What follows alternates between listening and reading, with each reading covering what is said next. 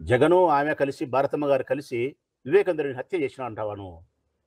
అసలుకి నీకు కొంచెమన్నా నీకు మనస్సు గాని, బుద్ధి గాని, జ్ఞానం గాని ఉందా ఆదినారాయణ రెడ్డి గారు? ఒక స్త్రీ హత్య చేసిందని నువ్వు మాట్లాడతావా? అది కూడా గౌరవప్రదమైనటువంటి స్థానంలో ఉండే ఒక స్త్రీని పట్టుకొని, మర్యాదస్తురాలైన కుటుంబం నుంచి వచ్చిన ఒక మహిళను పట్టుకొని వివేకానందుడిని హత్య చేసింది భార్యాభర్త అని చెప్పి నువ్వు మాట్లాడతావా? ఇది నోరా కాదా అది?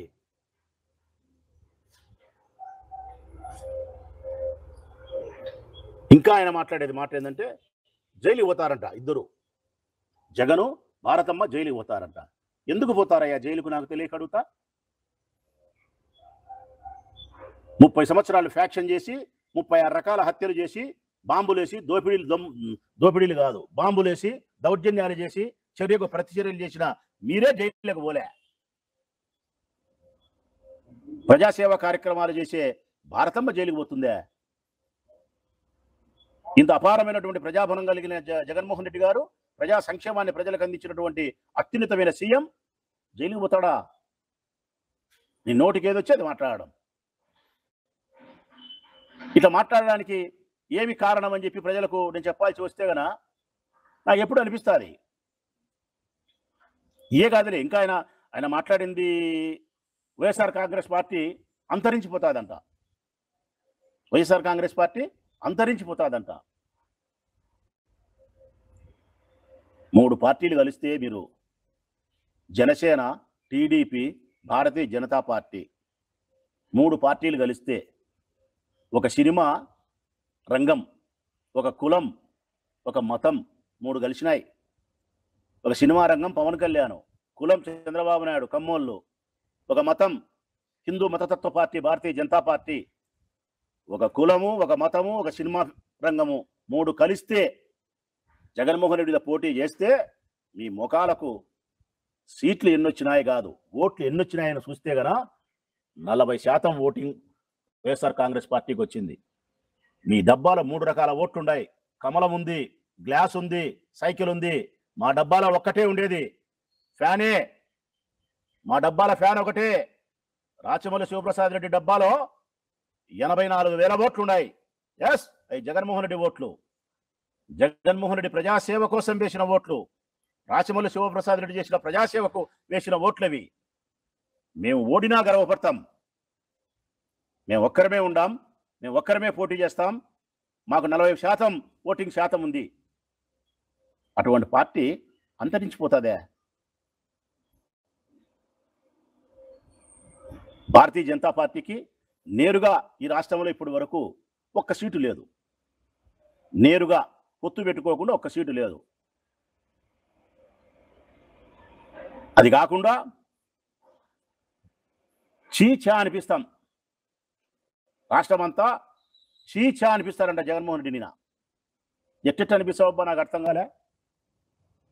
ఆయన బయటకు వచ్చి నిన్న పోయినాడు కృష్ణా జిల్లా, అంతకుముందు పోయినాడు ఇంకో చోటికి, అంతకుముందు పోయినాడు ప్రకాశం జిల్లా, అంతకుముందు పోయినాడు అనంతపురం జిల్లా, అంతకుముందు పోయినాడు కడప, కర్నూలు, తూర్పుగోదావరి జిల్లా. చూస్తున్నారు కదా, నెలకు 2 నెలలకు 3 నెలలకు ఆయన పోయేసాటల్లా చీచా అంటున్నారా? జై జగన్ అంటున్నారా? జై జగన్ అనే శబ్దము మారు మోగుతాంది రాష్ట్రమంతా. జై జగన్ అనే నామము మారు మోగుతాంది రాష్ట్రమంతా. ఈ దేశంలోనే అత్యంత ప్రజాబలం కలిగినటువంటి నాయకులు 1, 2, 3, 4, 5 ఉంటే అందులో జగన్మోహన్ రెడ్డి ఒకడు.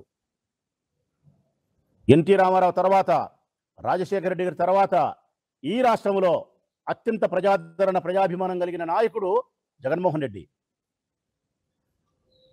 అటువంటి నాయకుడిని పట్టుకొని చీచా అనిపిస్తారంట ఇల్లు.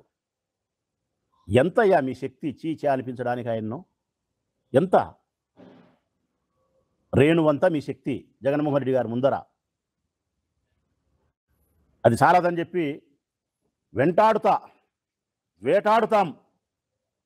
ఏందబ్బా వేటాడడానికి నాకు తెలియక అడుగుతా. ఆయన 2011లో బయటకు వచ్చినాడు. 2011లో వాళ్ళ నాయన చనిపోయిన తర్వాత బయటకు వచ్చినాడు. కేవలం రాజశేఖర రెడ్డి కోసం మరణించినటువంటి కుటుంబ సభ్యులను ఓదార్చడం కోసం ఓదార్పు యాత్ర పేరుతో సోనియా గాంధీ కాంగ్రెస్ పార్టీ ఆ రోజు కొనసాగిన జగన్మోహన్ రెడ్డి గారు అంగీకరించకపోతే ఇచ్చిన మాటకు కట్టుబడి ఢిల్లీలోని ఎర్రకోటనే ఢీకొట్టి బయటకు వచ్చి పార్టీ పెట్టి మీరు జైలుకు పంపించే జైలుకు పోయి 13 నెలలు 14 నెలలు పార్టీ పెట్టిన తర్వాత మొదటిసారి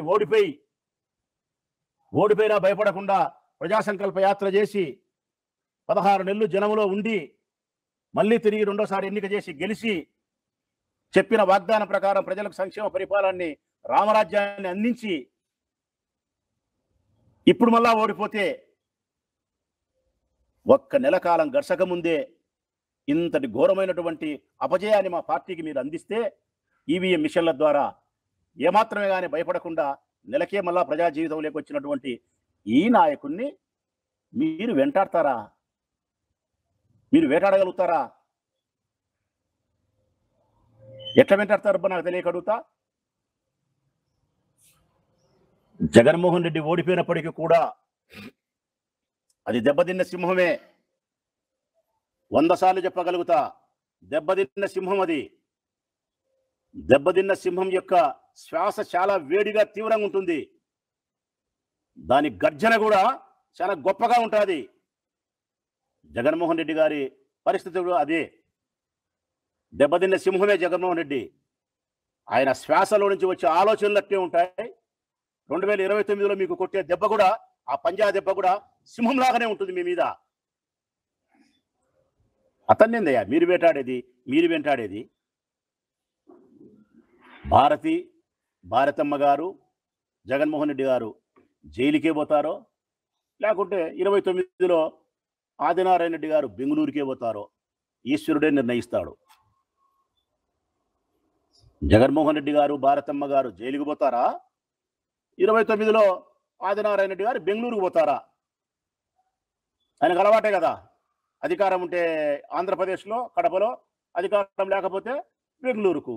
29లో చూద్దాంలే, నువ్వు బెంగళూరుకు పోతావో లేకపోతే జగన్మోహన్ రెడ్డి గారు, భారతమ్మ గారు జైలుకే పోతారో అది కూడా చూడాలి కదా. 100 సార్లు మాట్లాడతావు నువ్వు నిన్న పత్రికా ప్రకటనలో. సిగ్గుండాలా జగన్మోహన్ రెడ్డి అని. దేనికయ్యా సిగ్గుండాల్సినది? ఎవరికయ్యా? నేను అడుగుతాను సూటిగా, ఈ రాష్ట్ర ప్రజల్ని అడుగుతా ఉన్నా. ఆదినారాయణ రెడ్డి గారు మాట్లాడే మాటలకు సిగ్గుండాలా అన్నాడు జగన్మోహన్ రెడ్డి గారికి. దేనికి సిగ్గుండాలా? ఎవరికి సిగ్గుండాలా? ఇచ్చిన మాట కోసం ఓదార్పు యాత్ర చేసినాడు చూడి, దీనికే. నైతిక విలువలతో మాటకు కట్టుబడి సొంత పార్టీ పెట్టుకున్నాడు చూడి, దీనికే. సొంత పార్టీ పెట్టుకున్న తర్వాత పార్టీ అధికారంలోకి రాలేకపోయినా కూడా పోరాటం చేసినాడు చూడి, దీనికే. 67 మంది ఎమ్మెల్యేలు గెలిస్తే 23 మంది ఎమ్మెల్యేలు మీలాంటి వాళ్ళు అమ్ముకున్నారు చూడి మీ పదవులను. సిగ్గు లేకుండా, సిగ్గు శరం లేకుండా అమ్ముకున్నారు చూడి తెలుగుదేశం పార్టీకి. మంత్రి పదవులు తీసుకున్నారు చూడి మీరు, దీనికే.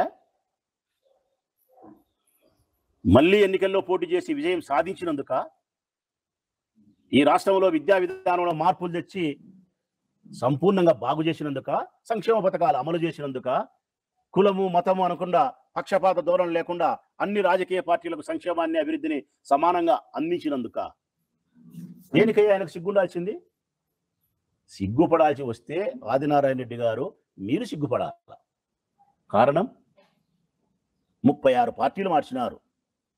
36 పార్టీలు. కాంగ్రెస్ అయిపోయింది, వైఎస్ఆర్సీపీ అయిపోయింది, తెలుగుదేశం అయిపోయింది, బీజేపీ అయిపోయింది.